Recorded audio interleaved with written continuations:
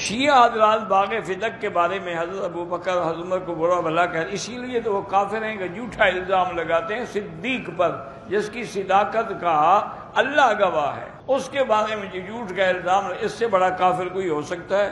کوئی اب نہیں کہتا کہ وہ ٹھیک کہتے ہیں۔ میرے بھائی گزارش یہ ہے کہ فدق لینا اگر دینا ضروری تھا تو پھر حضرت علی بھی تو خلیفہ بنے، ان نے کیوں نہیں دیا؟ حضرت حسن بھی تو خلیفہ بنے، ان نے کیوں نہیں تقسیم کیا؟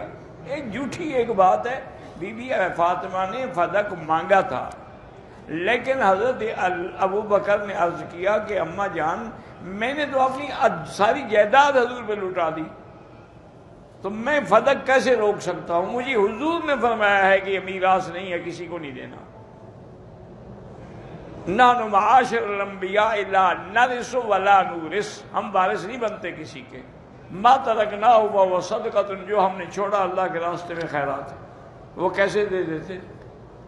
کہتے ہیں جی کہ ایک شیعہ ذاکر کہتا ہے کہ اگر حضور کی 4 بیٹیاں تھیں تو بی بی فاطمہ کا ذکر کیوں ہے؟ وہ بیٹیاں پہلے فوت ہو گئیں، بی بی فاطمہ آخر تک زندہ رہی، تو جو زیادہ دیر رہے گی اس کا ذکر بھی زیادہ ہوگا۔